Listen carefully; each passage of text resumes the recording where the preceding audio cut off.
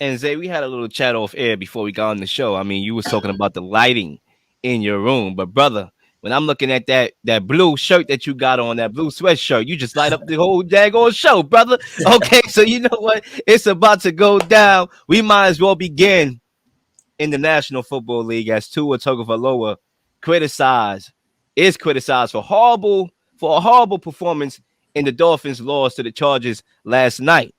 Is Tua holding the Dolphins back? And before we begin, and before I pass that rock over to you, let's hear from Tua himself. Month without missing, it seemed like, and now the last couple games, the offense has struggled, you've struggled. Anything you put your finger on? What? Yeah, everything.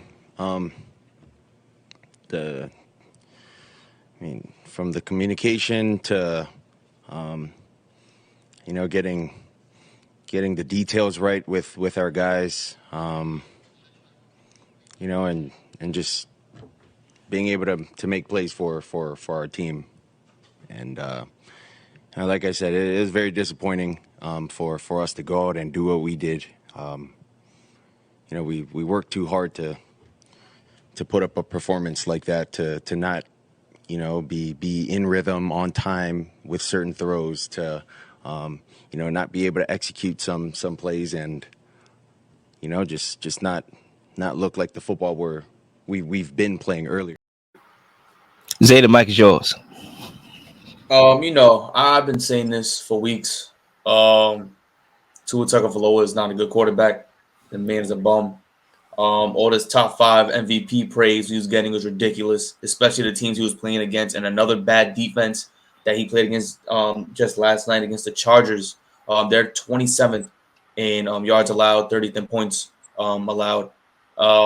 This team that they lost to is ridiculous. The offense were not doing what they needed to do at all, and that's because of Tua Tagovailoa. And yes, I think he is holding the Dolphins back. He's he got a lot of praise this season. And it doesn't make any sense. He has a lot of weapons on offense. You know who else had a lot of weapons on offense but got criticized week to week? Jared Goff on the Los Angeles Rams. That was the same guy who got kicked out of the Rams for getting blamed for the offense not doing what they needed to do, despite them going to a Super Bowl with Jared Goff.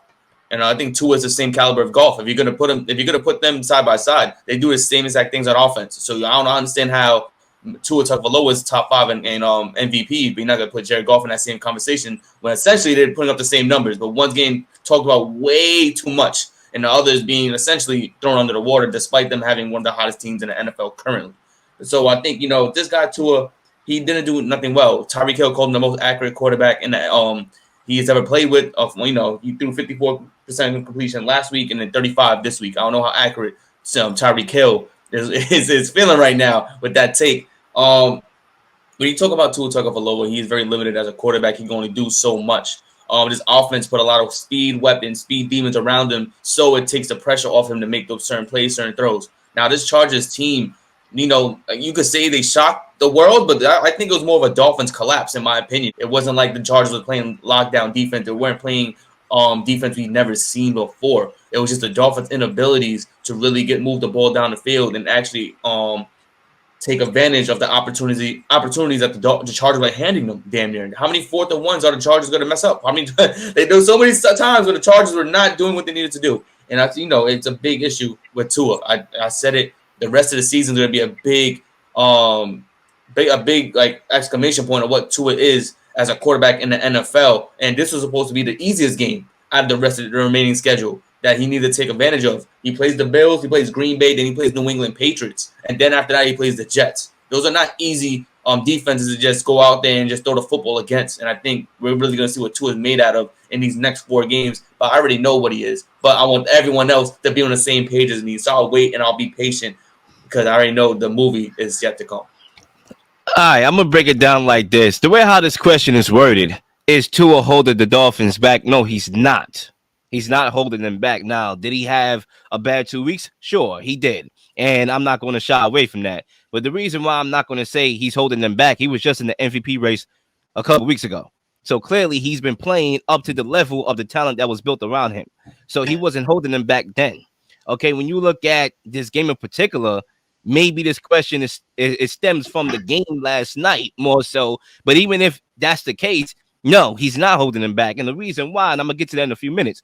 First of all, the Chargers played press coverage, which challenged these receivers, Tyreek Hill and Jalen Waddle on the outside to win one-on-ones. And it challenged Tua to make those throws up the boundaries. And clearly he missed some throws. And, he didn't have a good day passing the ball deep. But he was 1 for 8 on throws down the field. He was actually 7 of 10 on targets within 10 yards. So a lot of underneath passing could have worked for that team and Tua because he was 7 for 10 on short passes. Excuse me here. The Chargers had the 30th ranked defense. And I know rush defense. And I know a lot of people were saying, oh, Derwin James was out. And we know those guys on the secondary, not Joey Buster, but the guys in the secondary was missing. Okay, we don't need to target the secondary. What about that 30th ranked rush defense? Okay, that the Chargers have where you can have success on the ground. No, Mike McDaniels, what's going on? And I know this cat has been doing good. I mean, he impressed me over the weeks, and he's this innovative mind, and everybody's ready to call him the Nostradamus of the NFL. But at the end of the day, he had a bad coaching game. They ran the ball 8 times in the first half.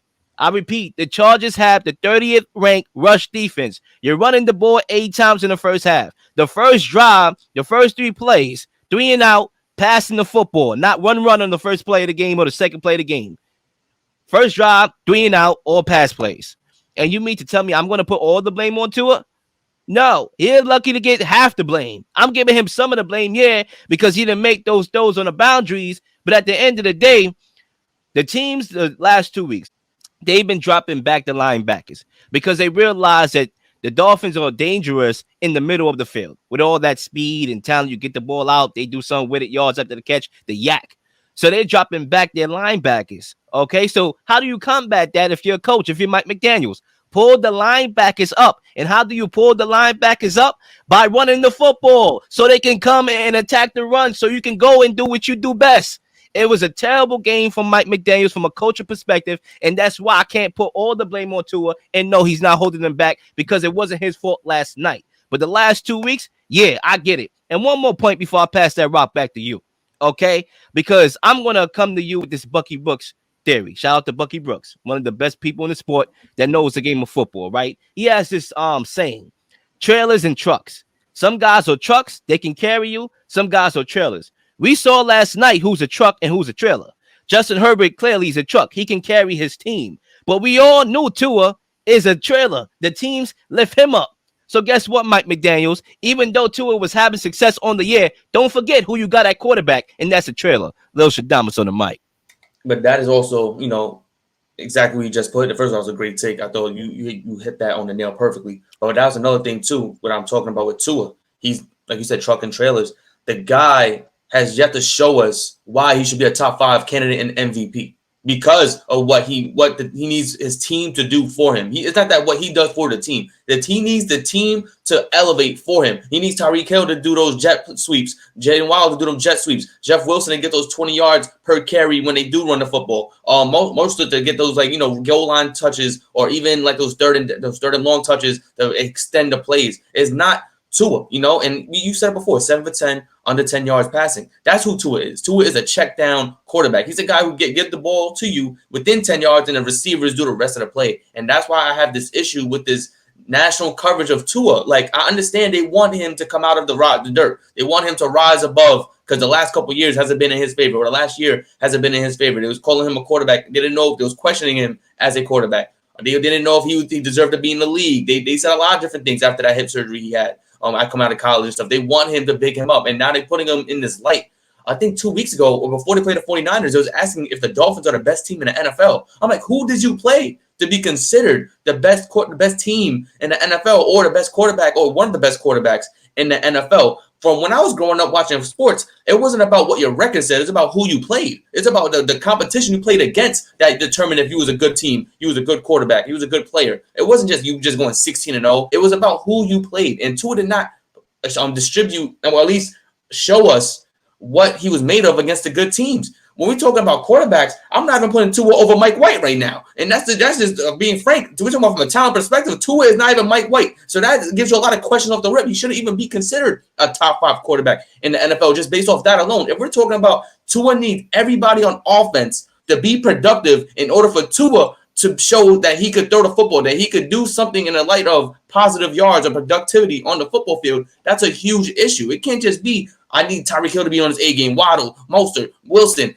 Gesicki. You have to show us that you're the quarterback to lead this team out of the AFC East, not just to the playoff or the Super Bowl, out of the AFC East, because you got dogs in the AFC East who are trying to demolish you. You got defenses like the Patriots and the Jets. You have Josh Allen in your division. You have to show us that you're more than what your team is. So I understand that Mike McDaniels had a bad coaching game, and we all agree to that. It wasn't his best performance. But Tua, if you're going to talk about he's a top 5 quarterback, he has to be able to adjust throughout the game. He has to be able to call the audibles, to see something on the defense. It can't just be, my coach didn't do us justice today, so we got to do a better job. I need to see more from Tua if you're going to put him in that MVP category, and that's just how I see it. No, I mean, your second lap was not bad at all. I mean, I can't argue with some of the stuff you're saying. Claire, Tua is the weak link on the team as far as, I won't even call him that because he played well.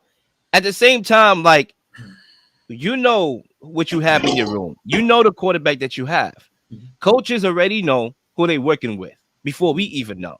Right? That's why when we get to this second topic in a few minutes, talking about Brock Purdy, there's a reason why Kyle Shanahan didn't flock to Baker Mayfield once he got released, because he knew the quarterback that he had in the room before we knew who he was, right? So I can say the same thing about Mike McDaniels. He knows the quarterback he has, so he knows his strengths, he knows his weaknesses. Your job as a coach is to always play to your quarterback's strengths, and that's exactly what they didn't do. Now, I agree in the sense that you can't always tailor-make the game for your quarterback. At some point, he's going to go out there and have to make a play, especially in the playoffs. But at the same time, this is not the playoffs. This is a regular season game. The Chargers had some issues. They had a 30th ranked rush defense. They had some guys tore up in the secondary. Your job as a coach is to establish the run, get to it in a flow.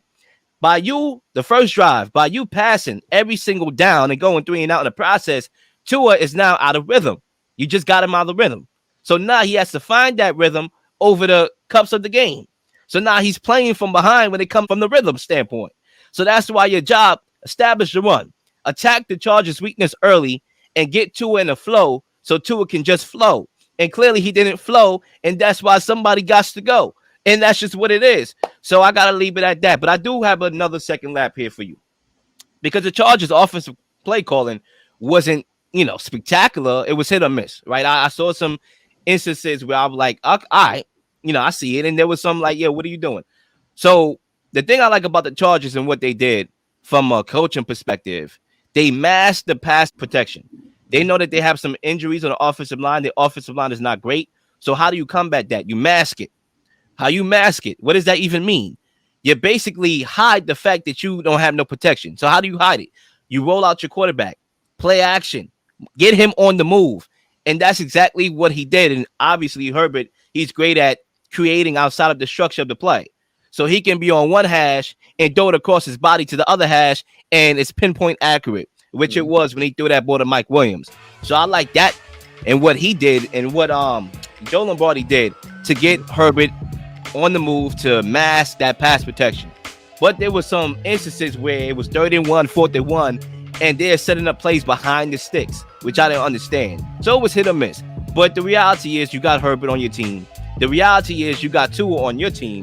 And the reality is you cannot get out coached when you have Tua on your team, because you don't have Herbert to bail you out.